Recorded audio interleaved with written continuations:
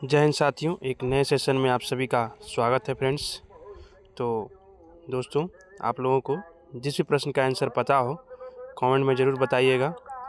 ज़्यादा टाइम नहीं लेंगे आप लोगों का, स्टार्ट करते हैं दोस्तों। पहला क्वेश्चन होगा, किसी कैदी को न्यायालय के समक्ष प्रस्तुत करवाने के लिए किस रीट की आवश्यकता होती है? ऑप्शन ए बंदी प्रत्यक्षीकरण, ऑप्शन बी उत्प्रेषण, ऑप्शन सी परमाधिदेश, ऑप्शन डी अधिकार परीक्षा। साथियों, इसका आंसर हो जाएगा ऑप्शन ए बंदी प्रत्यक्षीकरण। अगला प्रश्न होगा, वर्तमान समय में भारतीय संविधान के अंतर्गत संपत्ति का अधिकार है एक। ऑप्शन ए मौलिक अधिकार, ऑप्शन बी वैधानिक अधिकार, ऑप्शन सी नैतिक अधिकार, ऑप्शन डी इनमें से कोई नहीं। साथियों, इसका आंसर हो जाएगा ऑप्शन बी वैधानिक अधिकार। अगला क्वेश्चन होगा, 6 वर्ष की आयु से 14 वर्ष की आयु के बीच सभी बच्चों को शिक्षा का अधिकार है। ऑप्शन ए मूल अधिकार, ऑप्शन बी नीति निर्देशक का अधिकार, ऑप्शन सी संवैधानिक अधिकार, ऑप्शन डी इनमें से कोई नहीं। साथियों, इसका आंसर हो जाएगा ऑप्शन ए मूल अधिकार। अगला प्रश्न होगा,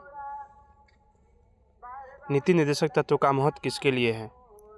ऑप्शन ए नागरिक, ऑप्शन बी राज्य, ऑप्शन सी समाज, ऑप्शन डी संघ। साथियों, इसका आंसर हो जाएगा ऑप्शन बी राज्य के लिए। अगला प्रश्न हो जाएगा, भारत के किस राज्य में समान नागरिक संहिता लागू है? Option A Goa, option B Kerala, option C Meghalaya, option D Haryana. साथियों, इसका आंसर हो जाएगा ऑप्शन ए गोवा में। अगला प्रश्न होगा, राज्य के नीति निर्देशक सिद्धांतों में से किस अनुच्छेद का संबंध अंतर्राष्ट्रीय शांति और सुरक्षा के संवर्धन से है? साथियों, इसका आंसर ऑप्शन ए अनुच्छेद 32, ऑप्शन बी अनुच्छेद 67, ऑप्शन सी अनुच्छेद 51, ऑप्शन डी अनुच्छेद 55। साथियों, इसका आंसर हो जाएगा ऑप्शन सी अनुच्छेद 51 से। अगला प्रश्न हो जाएगा, संविधान में कल्याणकारी राज्य का आदेश दिया जाता है। ऑप्शन ए मूल अधिकारों में, ऑप्शन बी प्रस्तावना में, ऑप्शन सी नीति निर्देशक तत्वों में, ऑप्शन डी संशोधन में। साथियों, इसका आंसर हो जाएगा ऑप्शन सी नीति निर्देशक तत्वों में। अगला प्रश्न होगा, भारतीय संविधान में मूल कर्तव्य कब समाविष्ट किए गए? Option A 1972, option B 1976, option C 1977, option D 1979।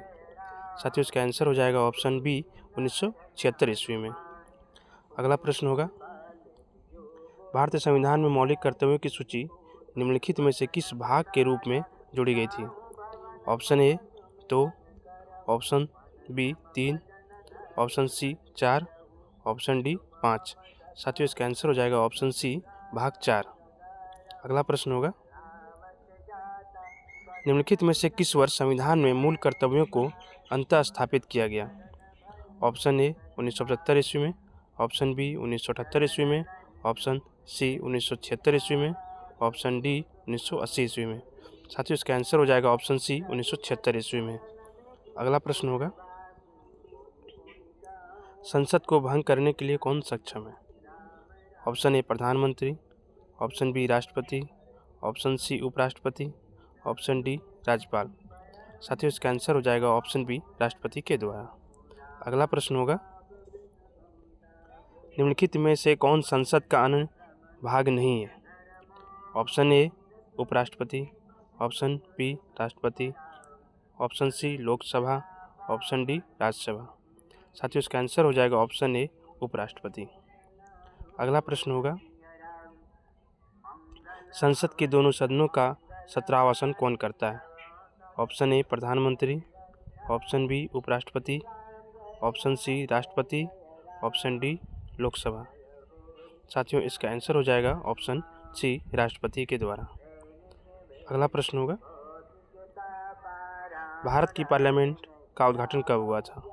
Option A 1919 ईस्वी में, ऑप्शन बी 1921 ईस्वी में, ऑप्शन सी 1923 ईस्वी में, ऑप्शन डी 1927 ईस्वी में। साथियों, इसका आंसर हो जाएगा ऑप्शन डी 1927 ईस्वी में। अगला प्रश्न होगा और अंतिम प्रश्न होगा इस सेशन का, भारत का पहला विधि और न्याय मंत्री है? भारत का पहला विधि और न्याय मंत्री थे? Option A Ashok Kumar Sen, option B Hansraj Khanna, option C Bhimrao Ambedkar, option D अन्य। साथियों, इसका आंसर हो जाएगा ऑप्शन सी भीमराव अम्बेडकर।